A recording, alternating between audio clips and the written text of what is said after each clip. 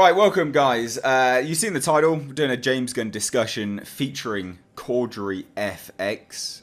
Those that follow me on Twitter, I've tweeted out a few bits and pieces from this chat before, but I'll kind of let you can introduce yourself, Cordery, my man. G'day, I'm Cordery FX. I do movie reviews with a unique twist of me being a filmmaker. I usually put in more information about what I would do. I basically just bitch about movies and how I would have done it better, although I could probably never get the funding to do it better. That's essentially me. Like a sofa director, then, I guess, in some regards. Yeah. No, great. Honestly, really, really good channel. I'll link it down below.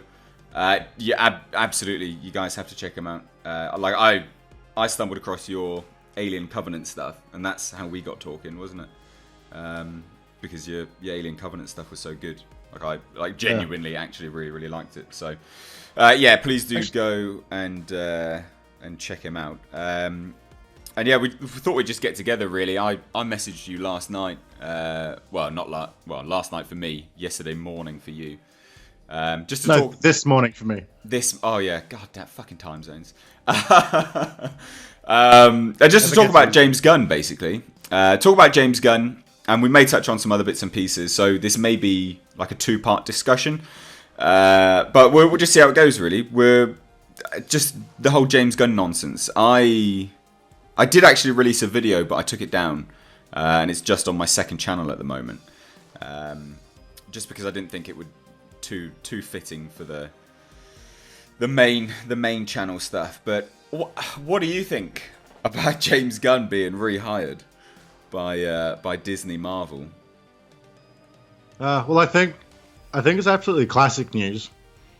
It's funny watching Disney backpedal after being like, "What? We are very serious. We do not condone what he did. We're not getting it back." But then just man, we really need that Guardians billion. So let's get the boy back. But it's also very great news. I'm not going to sit here being like, of course they backpedal. I'm actually stoked he can return for it because it's literally is his thing. Yeah. Well, yeah. I mean, it was so whatever you think of Guardians 2, which some people like it, some people don't. But it is so quintessential James Gunn, isn't it? It's very much him through and through. Yeah. I don't think anyone else could have done something quite as.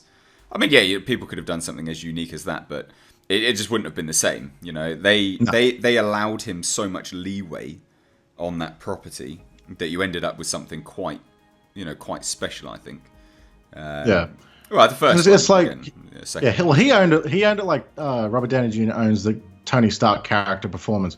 They could have been like, we're going to fire Robert Downey Jr. for his drug past, and we're just going to hire someone else that looks like him. It's won't even be the same. Yeah. Yeah, I agree. I think that was one of the, for me, I said this in the video which I did on it, pedo jokes, talking about pissing on babies or whatever it was.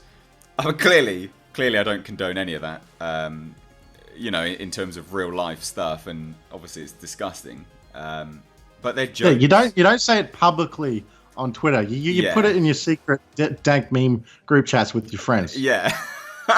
They're the jokes that you tell with your longest time buddies that get your sense of humor through and through. If that's your sense of humor. Yeah, totally. Some of the dark comedy tangents I've gone on with friends, I'd be in prison forever. But that's the thing. So that's the thing, right? Is that everyone? Because now apparently people are saying that he absolutely is a paedophile. I mean, there's no evidence for that. Not as far as what I could tell. And like I said, everyone said dark jokes. Everyone. You're a liar if you say that you've never said anything. You may not have joked about stuff like that, but you've definitely joked about really dark, distasteful stuff. Everyone has. Absolutely everyone has. And what I thought was funny about when he got fired at the time, because he's taken on that very, very liberal Twitter persona in the past due to politics, but he's trying to be all progressive, which is fine with what he's doing with Guardians and how he sees politics and stuff. But my first thought when he got fired was, oh no, he's like in that mode now, and now he can't like continue in the Disney direction, so he'll have to like go back to what made him famous, which was dark humor stuff like Slither and Super. Yeah, well, I was really surprised because that all came out, and then we heard about Brightburn, and I was like, oh wow, okay, is he riffing on? I mean, obviously Brightburn is, it's Man of Steel. If he was a psycho alien. Yeah. And I thought, oh, well... Wait, not Man of Steel?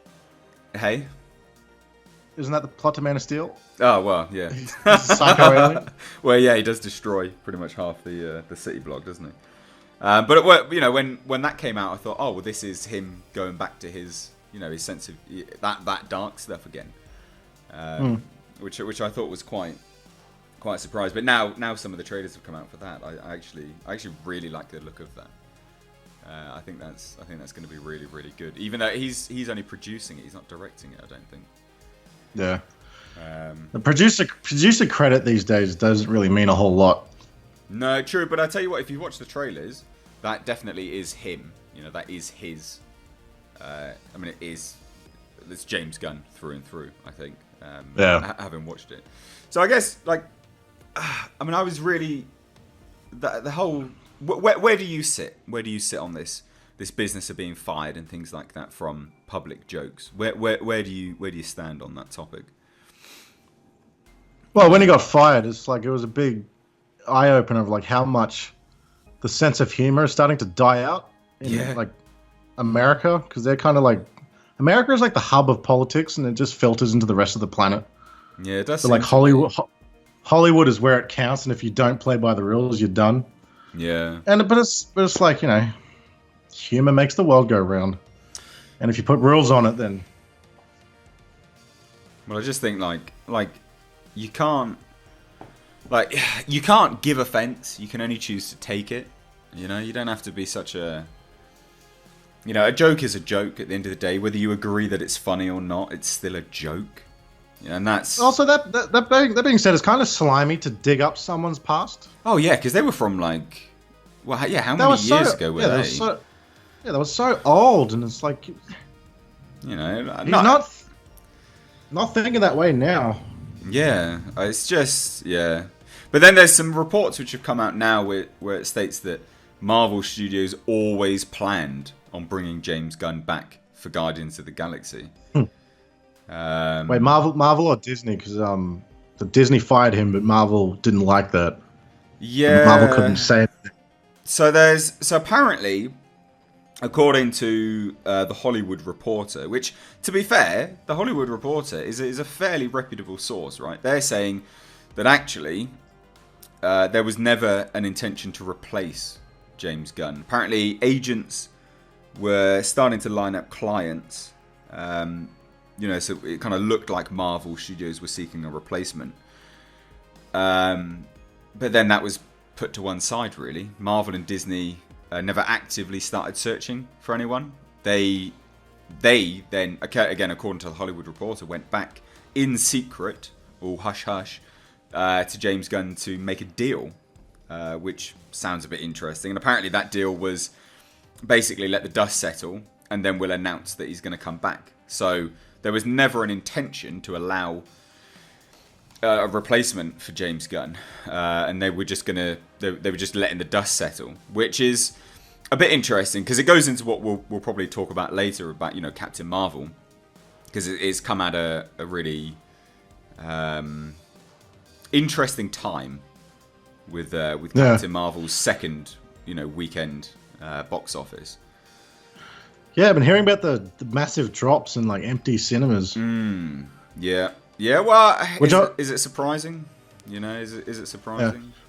Well, see, I've only heard that. I haven't dug into the truth about that or not. But if it is true, well, I tell you what, I went opening night in the UK, and the cinema, with me included, had about 10 people in it, and that was opening night. That was opening night, and that's not an exaggeration. It was very, very empty.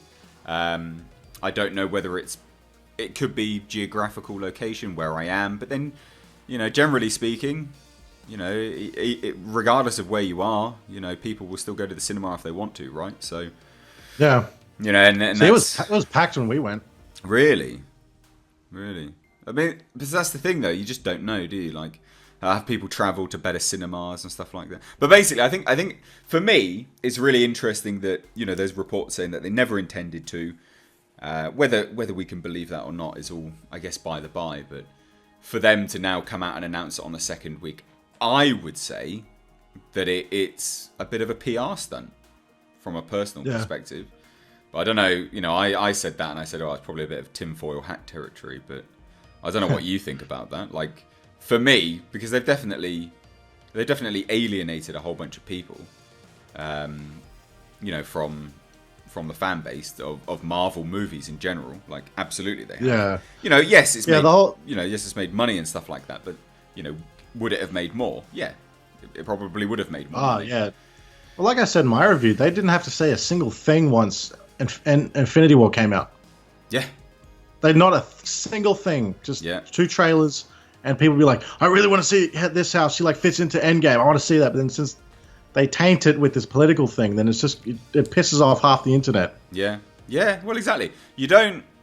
The thing is, like, everyone that to go off on a tangent, I guess, away from James Gunn, is that, like, for everyone that hates Captain Marvel because you're like a misogynist and you don't like strong women, I love the Alien franchise. I love Terminator. I loved Alita Battle Angel. That's women all round. Ellen Ripley is like one of my favorite characters of all time. And while I was doing my review, I put a clip of her from Aliens saying she doesn't want to go back. And I think I rewatched that clip like 1,000 times just for fun while editing, because I was like, her performance is incredible in this movie. It's like you could say like. No, sorry. Go ahead. I was just gonna say, with Sarah Connor, you can tell like a lot of it's James Cameron's writing of like she has to force herself to be strong, but like, man, Sigourney Weaver, you just get lost in her perforance. Yeah, I don't even believe there's a writer attached. It's like she's just being the character. Yeah. Well, yeah. I guess, yeah. I mean, she absolutely embodies that character, and I think the real difference there is that, you know, between what makes those characters so good, and, you know, say like Alita Battle Angel, for instance, right? Like, let's use like a modern day comparison, because they were only out a few weeks apart. You know, Captain Marvel and Alita Battle Angel, is that you have 2 characters that one has been absolutely forced on you as being, in every single piece of marketing, this is the best of the best. She is so strong. This is, you know, she's so good. You're going to love her. You're going to embrace her. Because that was some of the words which Kevin Feige was saying. You will embrace her. The fan base will embrace her. And it's like, well, all right, steady on, mate. We'll embrace her if we like her. And then you get Alita Battle Angel. Absolutely, in fairness, piss poor marketing.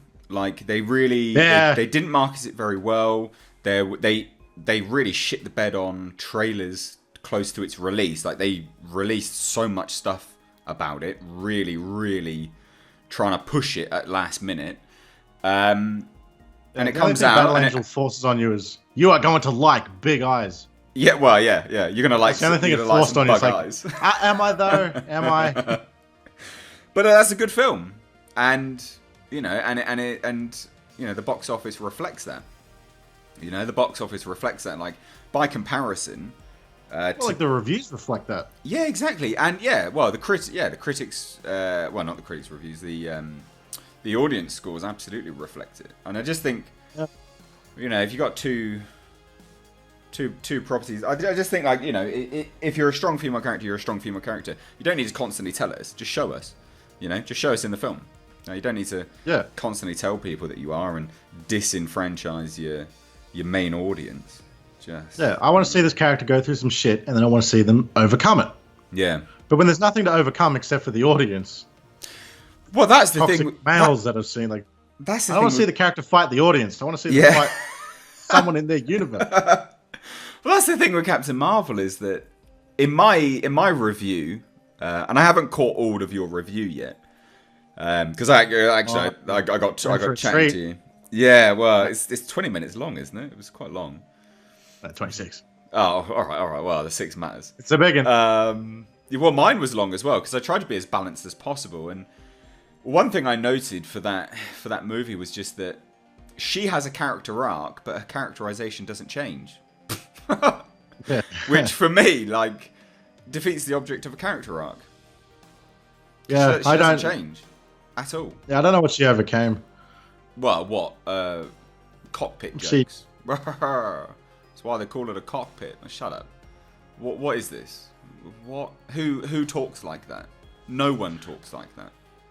Yeah, it's actually funny. All the feminist like jokes like that kind of flew over my head while watching it, so I don't actually remember anything. I just remember the guy rocking up on the bike and says something to her. Yeah, just smile. Like, because like I literally went in with a fair perspective. I'm like, I'm gonna cancel that. All this marketing crap. Show me the movie that I was excited to see before the trailers came out and started this mess. Yeah. It's just actually, I want to say this. I quickly shoved it in the script of my review at the last minute because I'm like, I have to mention this. The whole Brie Larson thing, acting blank thing. I should have elaborated on this because I actually have a point about it. Is like when you place actors that aren't bred for action movies into an action movie and go be an action star. You get that wooden performance, but I should have said there are plenty of male actors that also suck in movies. Like Taylor Kitsch is one of them. Oh, God, where it's just like Liam Hemsworth. It's like I sat through all those Hunger Games movies. I'm like, I do not buy this love triangle. Yeah, go with Peter. He's the one you want to be. Like that's nothing over there. He just stares blankly and goes, "Yeah, we got to fight for freedom." Yeah, I was like, yeah, get him, just kill him off straight away now. Because there's nothing there in the face. Yeah. Where Chris Hemsworth is just a bucket of charisma that's just overflowing. Yeah. You gotta go with an actor's abilities, right? Like it's just a total miscast, I think. Absolute miscast. So I guess we gonna digress a little bit there. So I guess loop back round to James Gunn. To James Gunn. Man Jesus of the Christ. Yeah, we're gonna get people hating on us now because of talking about Captain Marvel. But apparently the Shazam director for the DC Shazam actually came out and spoke about James Gunn, about the plans for Suicide Squad. So he came out and said, no, it was all handled incredibly elegantly, and everybody on both sides, so i.e., Warner Bros. And Disney, know that Suicide Squad is actually currently the priority, because that's what we spoke about, wasn't it? That do you think James Gunn is now starting Suicide Squad and thinking, Christ, Guardians 3 is ready to go? And I turned around to you and said, well, actually, no, because Warner Bros. Offered him literally whatever he wanted to do. Because he even toyed with the idea of directing a Man of Steel movie. I think Warner Bros. Came to him with a lot of money, like a lot of cash. But the Shazam director said, yeah, no, Suicide Squad's the priority, and he'll finish that movie, and then everybody knows that his next film will be Guardians. It's the best of all possible both worlds, I think, for fans and for James Gunn himself. But then, interestingly, on the topic of the Suicide Squad, first of all, we don't call it Suicide Squad 2 because it's a total reboot. So that's the first confirmation now. So now we just put that in front of it if we want it to be a reboot. The Batman, the Predator. Well, Well, hopefully it's not going to suck as much as the Predator. But anyway, so yeah, only two Predators exist. Well, I don't mind Predators. It's all right. Predators gets a lot of bad flack, but it's not that bad. Like honestly, Predators. I'd encourage anyone to rewatch Predators. If you thought it was shit, go and rewatch it because it's. Yeah, I don't think it's as bad as people think.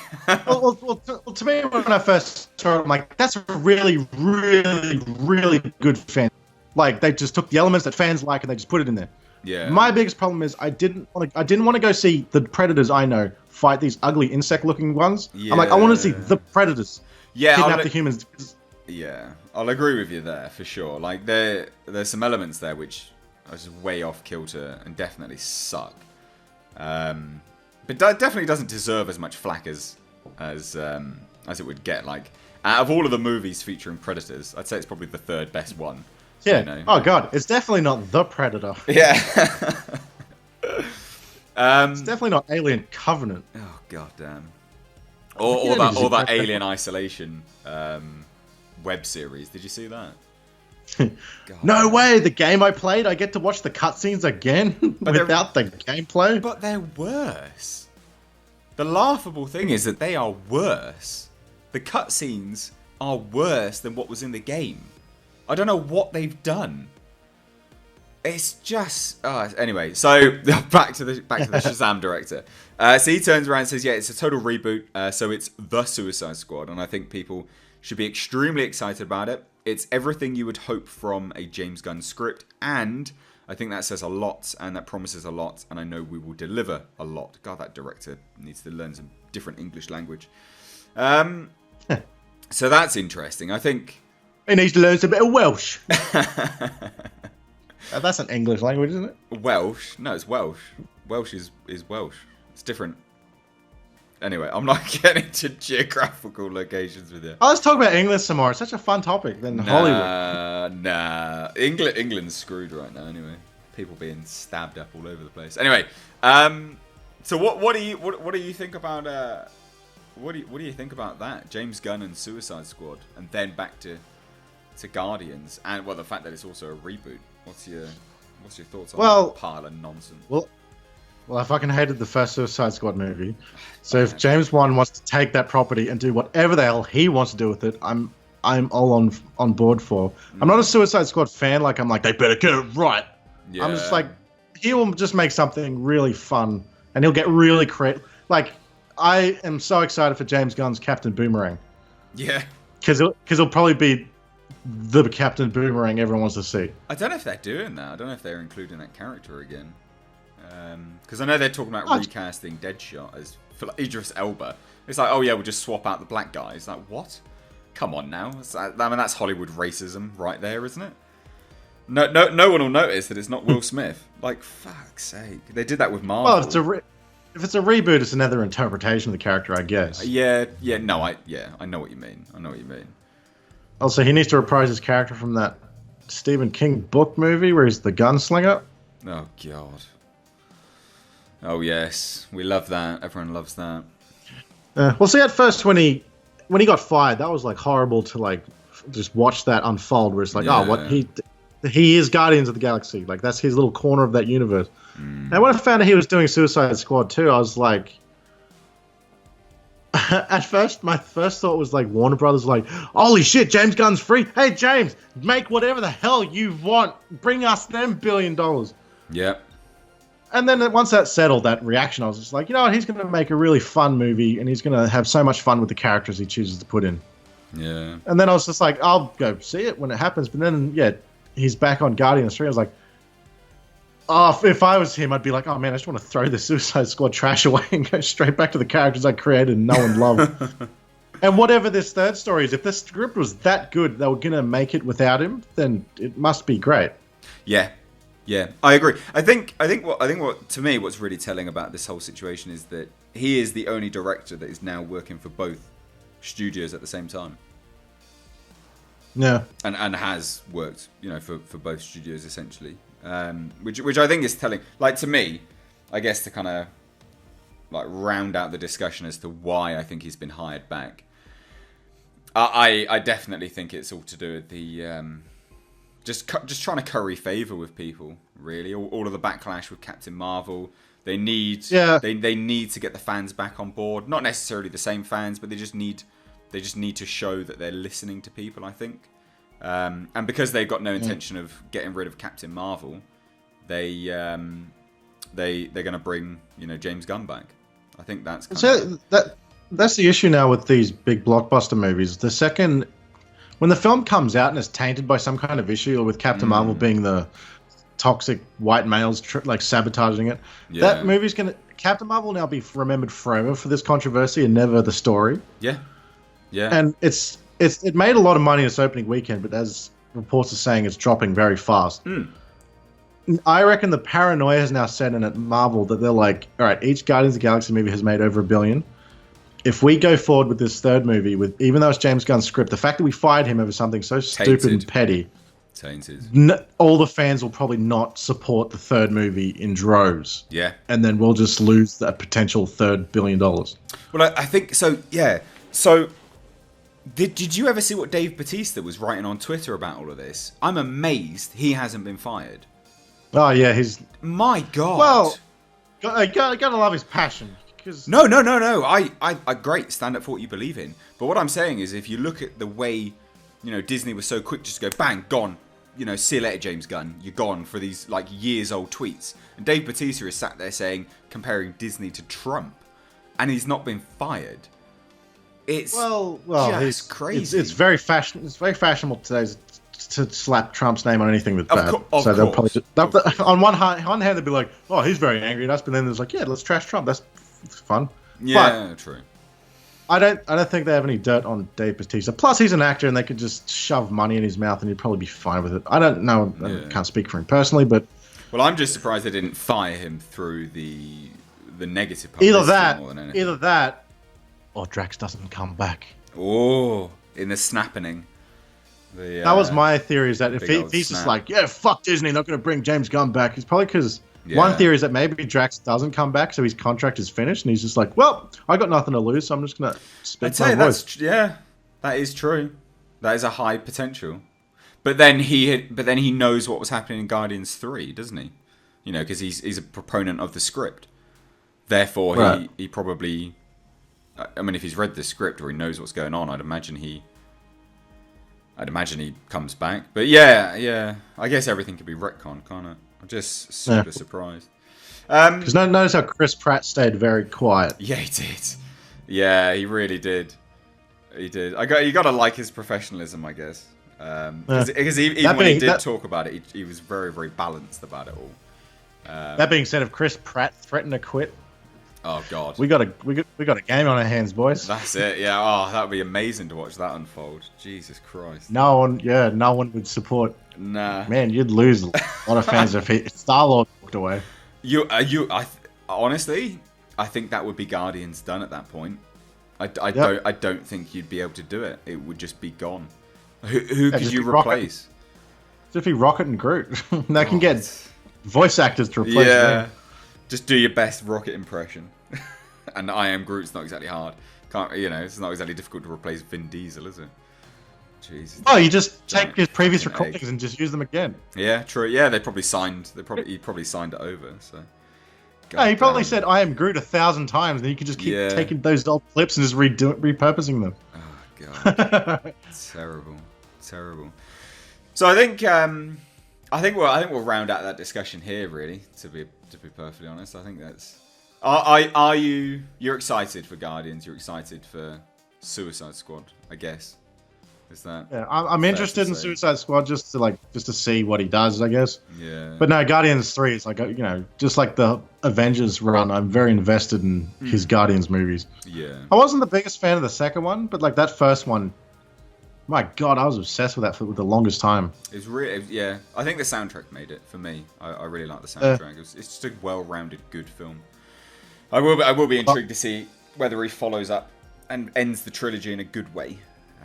Because that's the thing with trilogies, they kind of peak and trough, and I'll be intrigued to see how this one goes. Yeah, something I heard is his Guardians 3 is going to change the roster or set up the beginning of a different roster of Guardians. Yeah, I heard that. I did hear that as well. Well, I mean, they've laid the foundations for Adam Warlock, haven't they? They got Nebula around and stuff, so yeah, there is the potential for that. I guess it's kind of like a watch this space, isn't it? Really. Do you want to plug your Twitter and your YouTube and all of that stuff? Tell everyone to go and follow you. Yeah, what he said. Oh God, you're really great at promoting yourself, aren't you? God damn. Honestly, yeah, man, guys, all my fans are on YouTube. I got no followers on Twitter or Facebook, really. All right. Well, anyone that's watching this, you really should go check out Cordery's channel. It is very, very good. I don't really watch YouTube, but I happily sit down and watch one of his videos. Put it that way. So it's, you don't watch YouTube, you make YouTube. Well, not these days. YouTube's corporation tube, isn't it? But guys, check out. Go. Yeah, check out my videos. I got some Well, we did good old rants collaboration once as well. Yeah, check out my Hereditary video featuring Mr. H reviews. That was that was a good video. Yeah, go check him out, guys. Good guy, good channel. You'll enjoy his content. So, if you're new here, hit subscribe, all of that crap, and give this video a like and a share. Appreciate it. All the best. Cheers. Bye. Catch us later. Bit delayed there with that one.